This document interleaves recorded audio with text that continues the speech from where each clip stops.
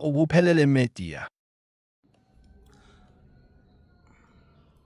Siyabingelela babukeli be-Okuphelele Media namhlanje sezweni lakaMthethwa. Siyakubingelela baba, ngisacela uzethule. Ngiyabingelela nami, ngibingelele ababukeli bakho. Mina igama nguSipho okwamthethwa. Khona la izweni lokwamthethwa. Sibonge baba. Sacela baba usinabele ukuthi njengoba sikuvashele namhlanje ingane.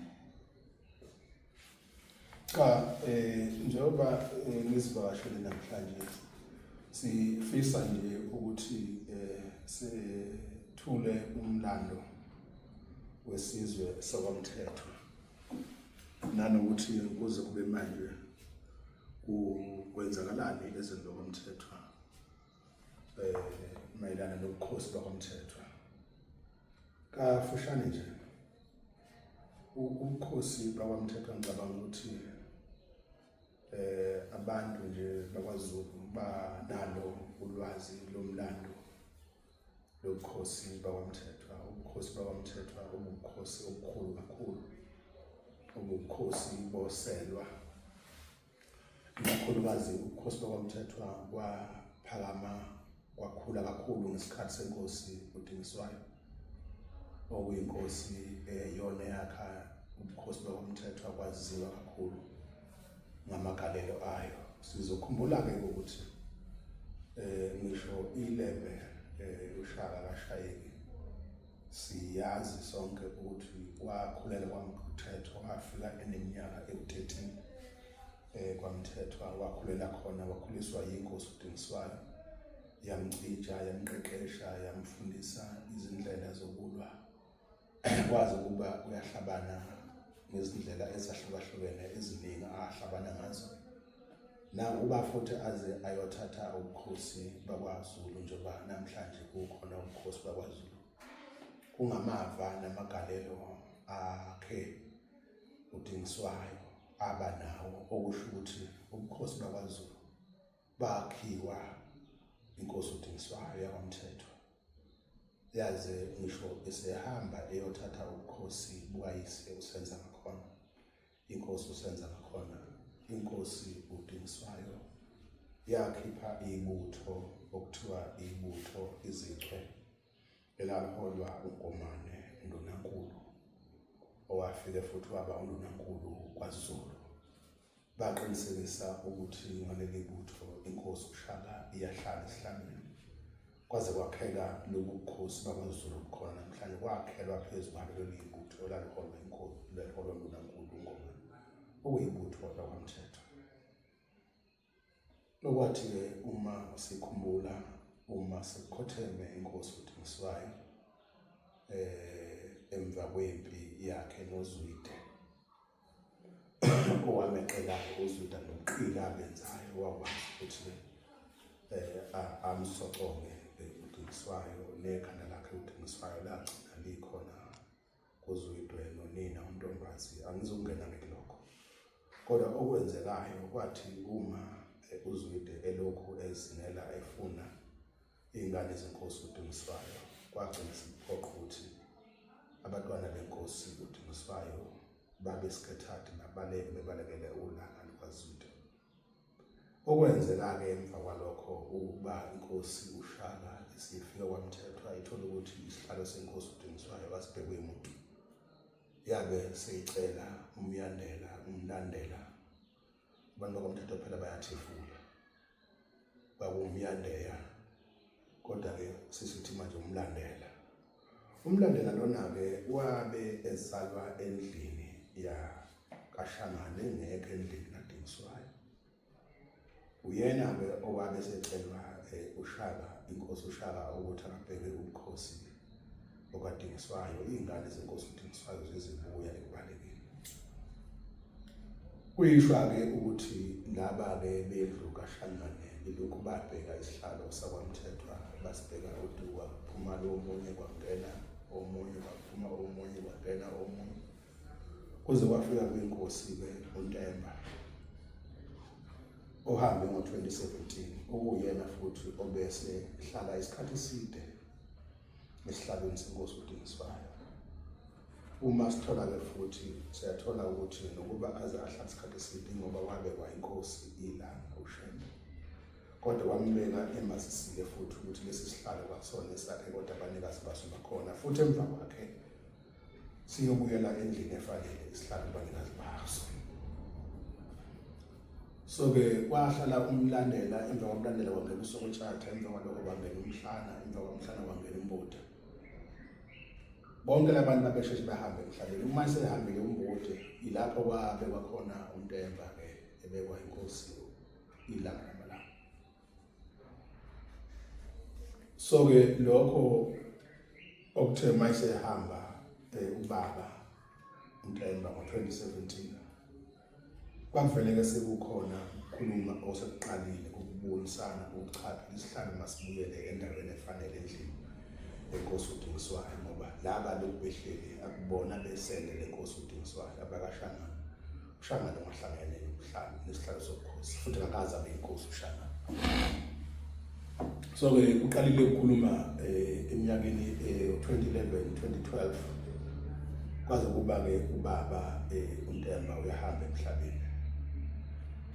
Ekuthe futhi emva kwakhe waqhubeka ukukhuluma kwaze kwakuba si-approacha uCocta naye ngoba futhi ulwazi wayengenalo lokuhlukana kwezindlu. Wanikezwa-ke uCocta i-background ukuthi lezi zindlu akuyona indlu yobukhosi le kaShangana. Kuyilapho uCocta acela khona ukuthi cha akasizukugcoba inkosi kwaMthethwa anokuba lolu daba luyaxazululwa, kodwa ngoba udaba leminyaka eli-more than 200 years uzocela uCocta ukuthi establish i-commission ezoba iyona-ke ezocubungula lo daba, investigate ebese yenza ama-recommendations noma i-report ukuthi isihlalo kanti ngokomthetho esayiphi indlu. Ilokho-ke kwadala ukuthi emva kwenkosi uNtemba owayekade naye eyibambele umfowabo uMbude uJakobe, ebese-ke kungabikho umuntu obekwayo kwaMthethwa. Kwathi noma abendlu kaShangana bephakamisa umntanenkosi umbuso wabathethwa, kwawukuthi kodwa angeke sakwazi ukubeleka abe inkosi. Wayebese uhulumeni ecela-ke ukuthi kungcono kube khona ibamba, bacela ukumenza ibamba-ke umbuso wabathethwa ukuze abheke phela into ye-service delivery esizweni, izwe lingahlali namuntu. Sakulalela-ke lokho sakwemukela ukuthi uma nje kuwukuthi bazo-establisha phela i-commission kulungile kwenzeke lokho, kwenzeka-ke lokho. Kwawukuthi-ke kuyadileya-ke ukuthi kwenziwe i-commission, waze wadlula emhlabeni naye umntanenkosi eyibamba-ke bambile. So-ke udaba lo khosi-ke lwe-commission ize yabakhona i-commission kulo nyaka u-2025 ihlalile ngoMarch 18 this year. All along bekungekho umuntu wenkosi kwaMthethwa obekiwe, hence kunale dispute ekade ikhona yobukhosi. Emva kwalokho-ke kube sekubekwa omunye uMthethwa oJeremia ukuthi akwazi ukusayinela induna ezweni abheke nayo futhi i-service delivery. Kusalindiwe ke-commission ukuthi ikwazi ukuthi ixazulule lelo daba lokuthi ubukhosi kanti kwaMthethwa bungakabani. Simangeleke uma i-commission ingakayibuyisi i-report, ngoba i-commission yayicelile ukuthi icela ukuthi sinikeze u6 months. Ikusho lokho ngomhla ka-18 kuMarch umhlangano walapha kwamasipala ePholosi. Lo 6 months-ke bekufanele ukuthi uphele ngo-August, end of August. But simangalile uma sithola ukuthi ngo-August u-MEC uThulasizwe Buthelezi usezobeka umuntu asithi yena-ke useyinkosi kwaMthethwa. Ekubeni uThulasizwe Buthelezi, umfundisi Thulasizwe, u-MEC yoCocta, uCocta okuyena owahlonza noma ngithi owa-requesta undunankulu owayekhona ngaleso sikhathi ngo-2021 no-2020 oku-MEC uHlomuka. Ngiyaxolisa ngithi uNdunankulu bekhona bekuSihle Zikalala ngaleso sikhathi. uSihle Zikalala ke wayesenza lokho akwenzayo ukuthi iCommission ibe khona njengoba ibe khona. Simangeleke uma uMEC esethatha isinqumo sokuthi yena usephakamisa inkosi kwaMthethwa, kodwa ingakathulwa ireport yeCommission. Futhi konke lokho sokwenzwa before kuphele u6 months weCommission yayocelela izindawo ngoba nabo laba bakahlangana babe khona kwiCommission benza ipresentation yabo. Nathi bakadingiswayo senza ipresentation yethu. iCommission yayicela lokho nje izindawo ukuthi ke bacela u6 months bese bebuyisa ireport. Sekuyasethusa ke mase sibona uMEC yena eseqhamuka esezobeka inkosi before lo 6 months u-expire ukuthi usekwenza kanjani lokho. Sibeke sesiya kuyena wasithi yena akayingeni indaba yeCommission, yena iCommission ifana nento engekho. Wasethusa ke lokho ukuthi uMEC ukusho kanjani lokho ngoba phela iCommission inikezwe uNdunankulu igunya lokusebenza, even ama-resources atholakala kuMnyango wakhona lo awulidayo ubaba uMEC Obuthelezi. Sasihlangene naye ke engapha eHluhluwe. Wabuya lapho wathi nakayingeni leyo nto iCommission yena uyenza lokho akwenzayo. Uma sifuna ukuphikisana nalokho singamana siya enkantolo. Siyile ke enkantolo ke safuna ummeli ke ukuthi ke lelo daba akeke alusebenze. Njengoba namhlanje nje kumhla ka-21 ngicabanga ukuthi namhlanje udaba belusenkantolo eHigh Court eMaritzburg lapha beluyoqala ukuthi udingidwe khona ukuthi inkantolo mhlambe iyayikumukela lelo daba lwethu njengodaba oluphuthumayo noma ibemukele. Kodwa khona interdict isingena amaphepha bawatholile ukuthi cha akeke ume lokho akwenzayo uthula sizwe kwaMthethwa akeze babikho inkosi futhi ayikabiki inkosi kwaMthethwa ngoba kusale nge-report yeCommission. It's against the law ukuthi uMEC enze lokho akwenzayo kodwa iCommission ingakayikhiphi report. So ke i-situation la kwaMthethwa injalo. Kuyasidida kakhulu ukuthi sekungathiwa khona inkosi kodwa ireport yeCommission ingakaphumi eshoyo ukuthi ubukhosi kwenzekani ngobukhosi bakwaMthethwa bukadingiswayo noma bashaka. But umlando nje siyazi njengoba ngisho komabona ukuthi kukhona imidlalo edlalwayo ethi Shaka Ilembe ikhuluma ngoDingiswayo noShaka ukuthi uShaka wakholela kwaMthethwa ikhulisa uDingiswayo. uShaka akakaza beyinkosi ngeke ke besezalinda lesezingamakhosi kodwa kwakucele inkosi uShaka umntaka senza ngakhona ukuthi cha ababheke isihlalo senkosi uDingiswayo ukuze mazibuye ingane kaDingiswayo zibuye isihlalo sazo sikhona. Ilokhu ke babheka basafuna ukugudlula isihlalo senkosi uDingiswayo okuhlalo sabethu leso. Ngabe ngempela Siyabonga baba ngumlando osithulela wona. Enkulumeni yakho umuntu engabuza ukuthi uSoshangana noDingiswayo buthini ubudlelwane phakathi kwabo ukuzaleka. Inkosi uDingiswayo uzalwa inkosi uJobe. Inkosi uJobe izalwa inkosi uKhaya. Inkosi uKhaya izalwa inkosi uXaba. Ngiyaxolisa inkosi uKhaya izalwa inkosi uMadango kaXaba. uXaba inkosi uXaba eyafika nabantu bakwaMthethwa la ezweni lakwaMthethwa befikela ngapha eMhluhluwe. Lapho sokuthiwa khona manje seHluhluwe kodwa uMthethwa khona kuseMhluhluwe. Bagcina bekhuphuka kwaMthethwa ke baze bafika kuleli lizwe lakwaMthethwa nalena ndamuntu. Inkosi ke uKhaya uma isekhona le ezweni la ngapha eMhluhluwe. Umlando uthi yayibathola abantwana oNdlunkulu. Kodwa oNdlunkulu babe ngabathola abantwana babafana abathola amantombazana. Kwasihlupha kakhulu isizwe sakwaMthethwa lokho ngoba inkosi yayisikhulile inkosi uKhaya. Kwasihlupha isizwe kwasekuzokuba khona into eyayenziwa njalo uma mabutho ehambile empini afika alo impa inqobe ebese ebuya nentombi ukuze inkosi yesizwe ikwazi ukukhetha intombi mhlawumbe engakwazi ukuthi izalele uNdlalifa. Kwenzeka-ke lokho ngelinye ilanga-ke iyahamba yabuya nentombi esizwa kuthiwa kwakuyintombi yakwaMsweli eyayimhlophe iphuphuzela uboya iyinhle kakhulu. Yabe inkosi uKhayi isifika le ntombi iyithanda uma beyikhombisa yona. Yayisiyithanda yayisiyithi-ke ayisezukuhamba le ntombi kwase kukhishwa amadoda ahamba aya kubo wentombazana behambisa inkomo kwaMsweli.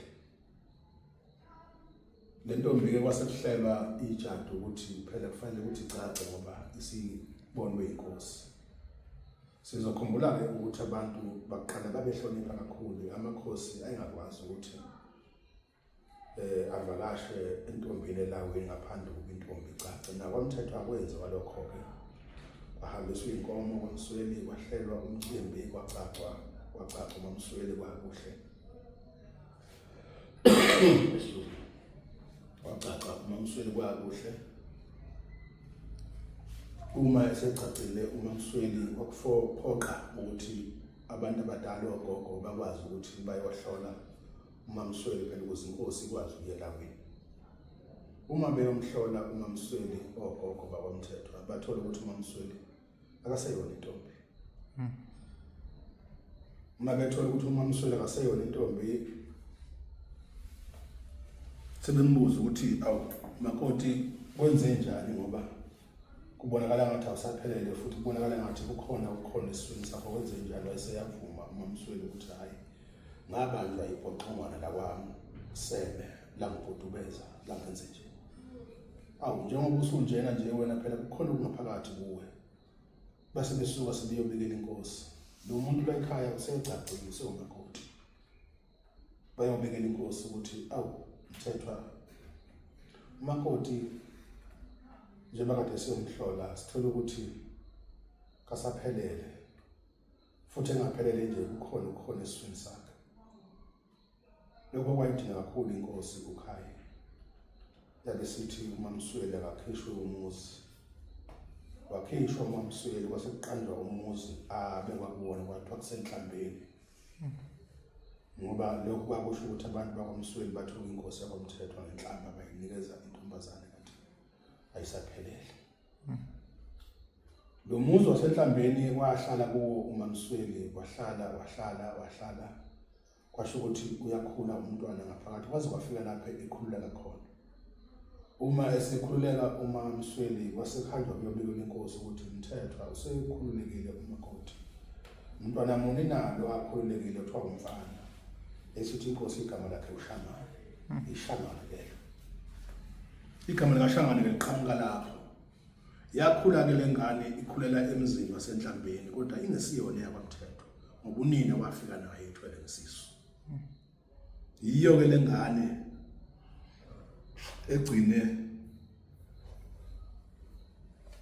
isizala-ke lezi ngane kuze kuzofika omlandela, oMbiya, oMyandeya, bonke lendlu namhlanje isihlele esihlalo. Labantwana-ke bakaShangane bakhulele kulo muzi wasenhlambeni kodwa kuwumuzi wakwamthethwa wenkosi uKhayi kaMamSweli. Inkosi uKhayi ayibange isathola ngane, isavakasha kuMamSweli ngoba yikho ingane ezaba inkosi uKhayi endlini kaMamSweli. Kwabe sekwenzeka-ke umuka emva kwalokho excuse me. Kade inkosi uKhayi ingabathola abantwana.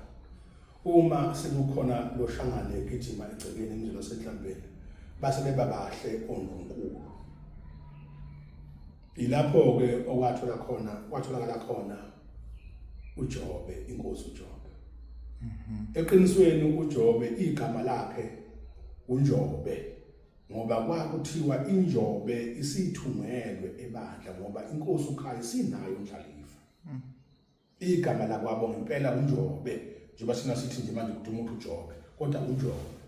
Kwabe sekutholakala-ke uJobe, batholakala-ke nomlokhuzana uNqola, batholakala uMkhumbuza Khonyana, uMbikwane.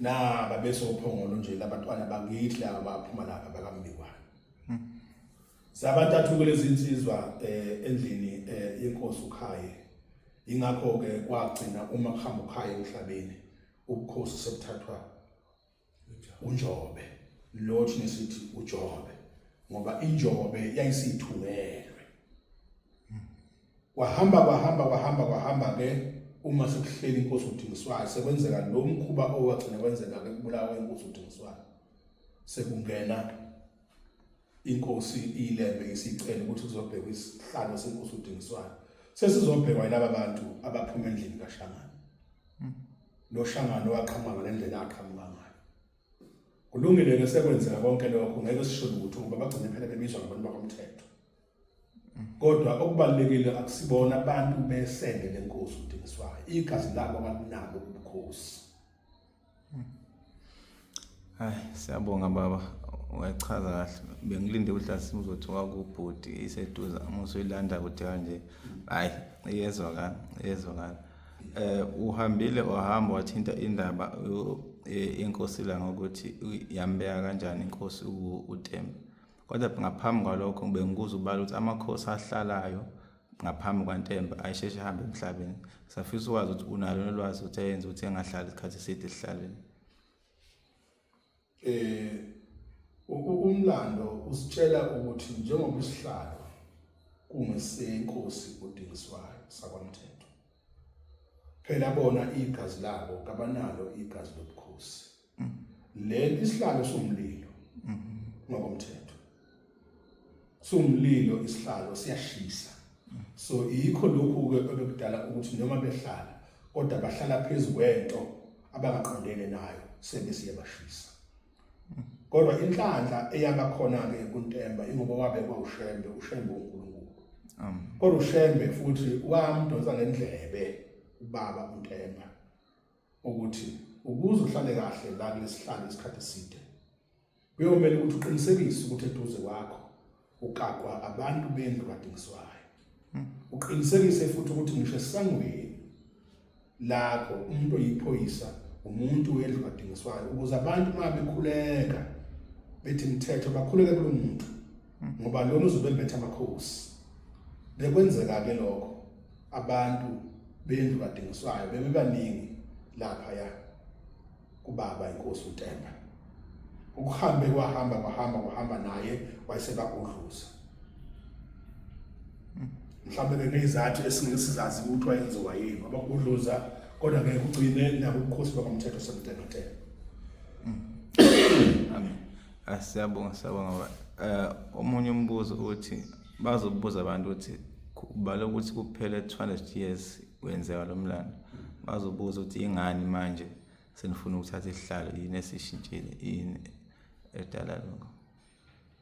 Cha ngicabanga ukuthi kuwumbuzo loyo nje onempendulo esobala njengoba nje ngumthetho nawe njengoba nje uwubuthelezi angeke shenge impilo yakho yonke uma njenganamhlanje ungaba khona inkomo umkhulu wakho ayisiselene nazo nomkhulu wami umthetho ngisho ngabe sasingekho thina kodwa lezo nkomo shenge akuzona ezikamkhulu wakho ngezoyise noyise mkhulu uthi mayisehambile ushele emhlabeni umkhulu wakho bese kuloya muzi wamakhehla ababuthelezi kumile imbuye esibayeni izingane zibulawa indlala bayambuza umfana ngoba uyingane umkhulu wakho koyise mkhulu ukuthi mfana njengobulapha nje sasishiye ekhaya kunenkomo kanti zasho naphi inkomo sasikunikeze zona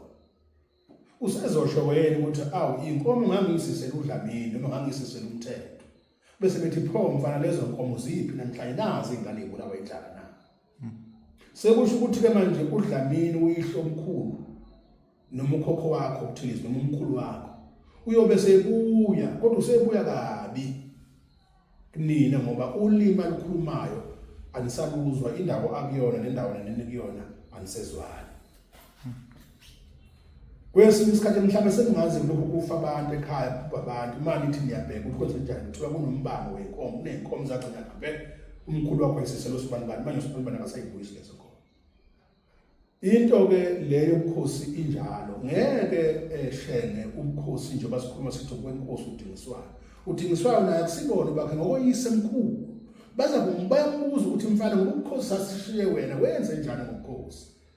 Yiyo-ke lento manje-ke esihamba izohlupha thina manje uma sithi sihleli asihlali kahle la madoda asizalayo ayakhuluma ukuthi kanti neyanto bafana nangayilungisa niyikelele na.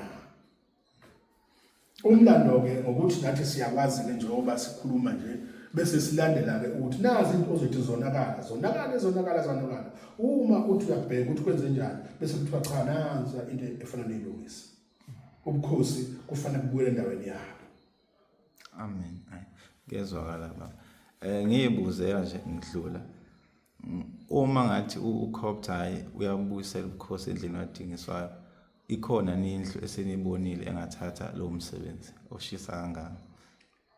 Udingiswayo phela wayezela kusho ukuthi wayezela. Wayezela isikhona ingane zenkosi udingiswayo.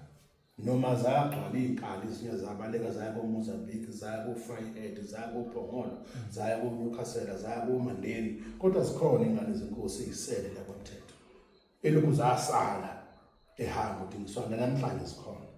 Yikho sikhuluma nje sikhuluma nje ngoba sinabesele lenkosi udingiswayo. Lokhu kukhuluma kuthinta thina kuhlupha thina kushisa thina futhi. Ngiyezwakala. Sakhuluma ngenkosi udingiswayo ngafisa ukubuyela emuva ukuthi ubuya ngathi kwakuyinkosi enonhliziyo enhle ngoba iwabekile amaningi amakhosi. Akhona amakhosi sakhumbulayo eyawasikeliza ngoba ngathi enenhliziyo enhle ukudlula amakhosi engiwacabangayo. Inkosi udingiswayo kuyiqiniso lengephiki umuntu lokho ukuthi inkosi eyayinomusa, inkosi engenalo unya. Lokho sikubona ngokuthi bekuthi uma inkosi udingiswayo isempini inqoba inkosi ethile bengakuthanda ukuthi kubulawe leyo nkosi. Unokuba ibulawe inkosi ubeyithatha leyo nkosi besithi izoba induna yakhe imbhekele lelo zwe ekade liphethe. Lokho siyakhumbula nje ilembe lamanye uShaka kaShayeli akaza ngakuthakade lokho noma akuthakasele waze wabuye waze kubeka kuye inkosi udingiswayo njengoyise wethu njengoyise.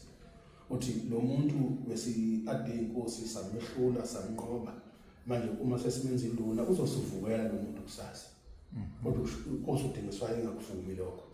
Instead yayithi uma inkosi sinqotshiwe makuthathwe izinkomo ezizinkabi bese kuthi inkomo ezizinkomazi basala abantu basenge badle. Uma ke ngiyembuzweni wakho ukuthi maphi amakhosi awabekayo, amakhosi amaningi la akhelizwe labaMthetho abekwa udingiswayo kodwa babezinduna zenkosi udingiswayo. Ngakhuluma nje ngokhosi bakwaMthiyane njengoba bekhona nje ukhosi bakwaMbuyazi, ukhosi bakwaDube, onke amakhosi ayebekwa abakwaMthetho. Eqinisweni babezinduna zakwaMthetho phambili namhlanje bangamakhosi.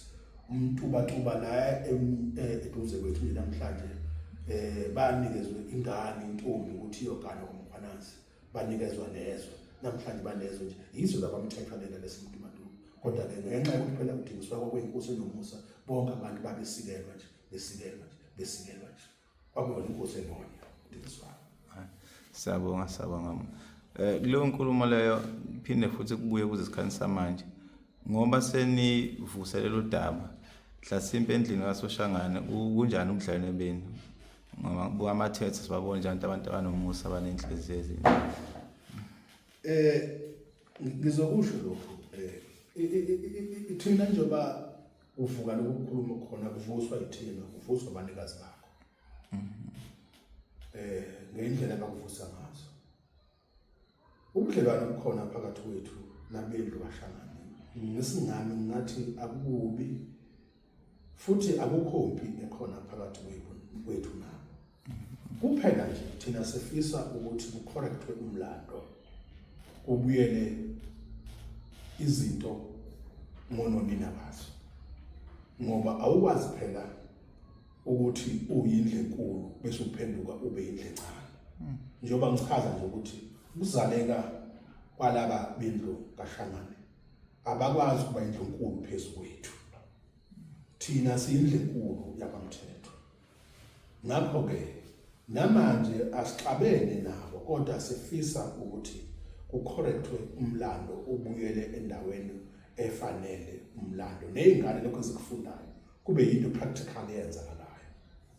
Noma ke kungekho ukuzwana nokubuyisana kahle nabo ngoba phela umuntu uma usufuna into ekade imondla ephila ngayo kwesinye isikhathi kube ngathi uyamlwisa kanti thina sibi nabo kuphela sithi nje umlando mawubuyele iqiniso kube iqiniso indlu enkulu kube indlu enkulu bona nje babezalwa uShangane abakwazi ukuqhwakela emakhanda ethu. Okunye futhi inhlabathi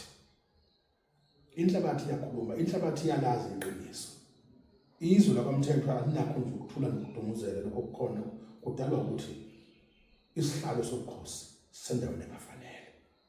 Abantu bakwaMthetho lento ngicela ukuthi bonke isibahluphile bagqilazele akukho okuhle ezweni lakwaMthetho oqhamuka endlunkulu ngoba abantu abaphethe isihlalo sobukhosi akubona abanikazi besihlalo. So abanendaba nokuthi babheke abantu bakwaMthetho. Siyabonga. Ngiphinde ngibuze ukuthi angibangasezwa noma ulwazi belungekho ukuthi uma Msweli ngabe uyasazi isibongo saSoshangane. Uma Msweli wasisho phela isibongo wathi ubanjwe ibhoqongwana lakwaseme. Kwaseme. Kuyinto leyo futhi namakhehla asezalayo abeyikhuluma nje into eyaziwayo leyo. Okungangokuba bantwana benkosi emandulo phambilini beyikhona lento yokuthi abantu bakwaShangane bagane kwaJobe. Abantu bakwaJobe bagane kwaShangane ngoba bebazi abantu abadala ukuthi laba akubona bakwethu zintombi kithi. Namanje sinezinto angathi mhlawumbe practical bakhona abantu esingabakhomba ukuthi lo uzalwa ngoMthetho. Angihlosile ukuhlambalaza kodwa ukuthi kufanele selikhulume iqiniso. Angihlosile ukubukela phansi abanye abantu kodwa kufanele selikhulume iqiniso ukuthi namhlanje bakhona abantu abaqhamuka kuleyo mshado esiphila nabo namhlanje. Kodwa ke njengoba kangishilo ukuthi inhloso yethu akusikhona ukubheka izinto ezimbi kulento. Sifisa ukuthi sibuyisane, sibambisane, sisebenze ndawonye futhi nabo. Ngoba leminyaka emingaka behleli esihlalweni besibhekile isihlalo sakwethu akuyona into encane leyo. Kodwa uma kuwukuthi sibambisane ngomoya wokholo, simele nje iqiniso lesithi cha izinto ayibuyele kononina. Kodwa nani ke phela ngoba kade nilokhu nikhona hlalani lapha nikwazi ukuthi niphile. Siphilisane ezweni ngoba sisihleli ndawonye. Asihlosile ukuthi siqabane kube khona izimpi nani cha. Sifisa ukuthi nje kubuyiselwe izinto ngendlela kuyona yona. Sawubona. Ngisafisa ukubuza ukuthi lolu daba lolu ngoba lubucayi umdlokombane wake basiswa ngalo. Yabo ngonyangose ngokuthi kwaku December ka 31 December 2019 saba no meeting nomdlokombane. Uma ngingaphosisi sahlala mhlambe more than 6-7 hours nomdlokombane. Sasifike ngingaphosisi nomboso ngekhathi zabo 1 enyokeni sayisangena ngekhathi zabo 2 kodwa sayisaphuma ngekhathi zabo 10-11 ebusuku. Mangingaphosisi impela sahlala nomdlokombane kwakufanele ayohlukanisa unyaka eThokazi kodwa wathi cha namhlanje uzobabona laba abamlindile ehlukanisa unyaka uhlele nezingane zakwabo ngoba lesihlala ahleli kuso engaba sikho kuba abekho abantu bakwaMthetho. Lapho umdlokombane asibuza khona ukuthi kodwa abantu bakadenswayo kade nihleli kuphi ngoba kade nganilindele. Mina ngiyalazi iqiniso ukuthi lesi sihlalo sakwaMthetho asikho endaweni efanele kodwa ngilokhu ngilinde nina. ngalelo langa uMdlokombane waze wakhipha iguqa inguni wathi ngeke niphumela ekhaya ningaphethe lutho bangaxabana nami okhokho bami khiphani wakhipha iguqa wathi asihambe nalo sabuya nalo leguqa lisekhaya ngiqonda ukusho ukuthi uMdlokombane walemukela udaba lwethu wayelazi kwawukuthi kwathi kusazohlelwa ukuthi le imhlangano iqhubeke iye phambili njengokucela kwakhe ukucela ukuthi singabe sisaphele endlonkulu nanokuthi udaba lwethu ke lungene kwistage sokuthi kuyaboniswana uyiwa kanjani phambili kwaba yishwa ke ukuthi uMdlokombane uNkulunkulu wabe esephuca yena wadlula emhlabeni kodwa udaba lwethula uyisilo uMdlokombane. Hayi. Siyabonga. Omunye umbuzo ngenkathi nethula udaba kukhona lapho uMdlokombane abiza khona isite la Soshonga noma nanihambe nodwa niyudingiswana. Impela sasihambe sodwa siyindlu kaDingiswayo. Kwakuseyinhlelweni zikaMdlokombane ukuthi ufisa ukuthola inhlaka zombili. Uhlabe phansi kudingidwe udaba alulungise. Njengoba ngisho ukuthi kwaba yishwa ukuthi washeshe wadlula emva kwalokho. Asibanga sithi isikhathi kanti sibonene naye akwadlule emhlabeni. Hayi. Siyabonga. Size isikhathi samanje ngoba sekukhona indlulamithi ngabe hla sibenike nawe uvela futhi indlulamithi nikhumbuza ngalolu daba. Mhlawumbe ningakafiki kwindlulamithi.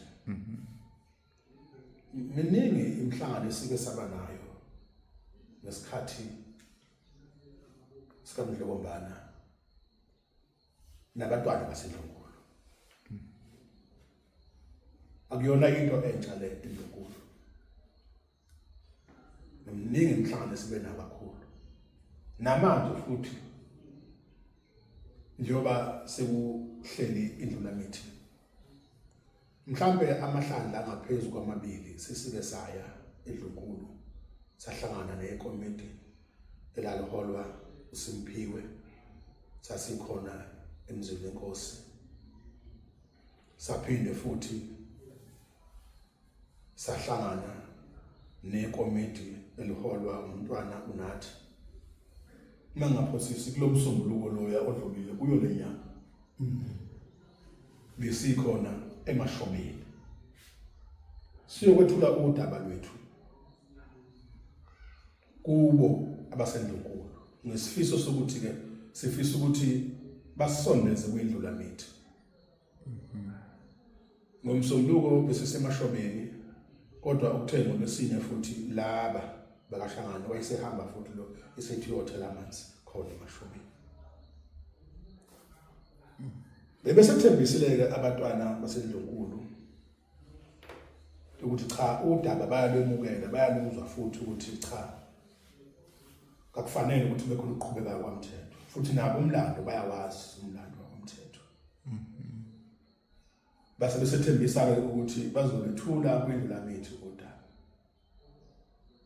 Ngeshwa ke asikabi nalo ke sikamnayo inhlanhla ukuthi sifinyelele kwindlulamithi sikhulume nayo umlomo nomlomo kodwa ikomiti lendlulamithi njengoba ngibala nje amahlandla angaphezulu kwamabili sesibile nayo imhlangano sizethula sichaza umlando okumlando waziwayo phela ngoba ngisho ubukhosi bakwaZulu bayazi ukuthi kubukhosi bakhe umthetho okho inkosi uDingiswayo akuyona into entsha kubo loyo futhi nabo masihlangene nabo hayi abakweshwami lokho esikusho bayakwazi kuphela ukuthi ke indlela okungase kulungiswe ngayo going forward kungaba yipi yokuthi kuhlale inhlaka zombili kulungiswe lo daba ngomoya wokukholwa ngomoya wokuthula kodwa ke ngeshwa ke asikakwazi ukuthi sifinyelele kwindlulamithi namanje futhi sisazama ukuthi sixhumane nabo ukuthi sigcine sifikile kwindlulamithi ngoba sikholwa ukuthi nathi iyona indlulamithi engakwazi ukulekelela kulo daba lomthetho njengoba naqala kwaba isilo uShaka esasenze lokho okwenzekayo kuze kufika manje futhi indlulamithi okumele ukuthi esikholwa futhi nathi ukuthi iyona engakwazi ukulungisa ubukhosi bakomthetho ngoba ubukhosi bakomthetho bubukhosi bakwaZulu. Sabonga baba ngicabanga ukuthi imibuzo yamiyanela nabantu ababesebebukele basitholile isithombe bayalazi udaba sekanjani phambi ukuthi sivale baba khona simbe umyalezo ofuna ukudlulisa esizweni sakaZulu nje kubantu ababukelayo ngalolu daba. No okwami ngiyabonga ithuba okwethu ngathi okwami okwethu sifisa nokuthi udaba lwakwamthethwa engathi lungalungiseka ngomoya wokuthula. Amakhosi, inkosi uMthethwa, inkosi yakwaNdwandwe, ubukhosi bakwaZulu, amakhosi lawo oseba. Uyishwa ke namhlanje ukuthi lamakhosi engithi amakhosi oseba ubukhosi babo aburecognize ngendlela efanele. Over and above that, ubukhosi bakwaZulu in particular abukho ubukhosi bakwaZulu engekho umthetho. Kunezinto esaziyo thina nje besingabathethwa ukuthi uma sekulunge ubukhosi benkosi uDingiswayo kunezinto kusafanele ukuthi zilungiswe phakathi kukaZulu nomthetho. Kulungiselwa ngisho isilo ushaka njengoba wakhulela kwamthetho wahlala kwamthetho waze wasuka kwamthetho wathetha ubukhosi. Kunezinto kufanele ukuthi sidlule kuzo ezobuciko ukulungisa ubukhosi bakwaZulu, ukulungisela ngisho isilo ushaka uqobo. Siyafisa futhi ukuthi sikuveze lokho ukuthi thina siyingane zasendlunkulu. Nendlunkulu futhi ayikwazi ukuhlala izinzi ikhululeke ngaphandle kwamthetho endlini kaDingiswayo. Nabantu nje besizwe sakwamthethwa ngicabanga ukuthi bayakubona ubugqila baphezulu kwabo nokusiza baphezulu kwabo ukuthi mhlambe ukuhlupheka okungaka ezweni kwamthethwa kudalwa ukuthi inkosi eqondile umnikazi wenhlabathi akekho esihlabeni sakhe. Ngakho ke siyafisa ukuthi nohulumeni njengoba sekwaba khona into administration yophatha kwabona ubukhosi bekukhokha ak-understand irole yakhe kungabi kodwa kube ukuthi ukhokha sekungena ocindezelayo. Kodwa ubukhosi eqinisweni obengonyama. Uma ingonyama isiqondisile ubukhosi baleso sizwe nesizwe, ingonyama isizokhonsatha ke ukhokha ukuthi ukhokha arecognize inkosi ngezimfanelo zakhe ezifanele. Ayinike ngisho certificate. Kodwa ubukhosi obengonyama. It's very unfortunate lokho esikubona kwenzeka manje. Sithole ukhokha esehamba phambili ngisho ngaphambi kwengonyama. Kanti yena ukhokha kufanele ngene ngokwe administration enzi administration yakhe. Kodwa ubukhosi obengonyama. Ingapho namanje sikholwa ukuthi ubukhosi bakwamthethwa. Ubukhosi nje in fact bonke kudinga ukuthi kulawulwe ingonyama. Ngiyabonga. Sibonga kakhulu baba, makhulu amasi. Sibongele nesikhathi osiphe sona. Siyabonga.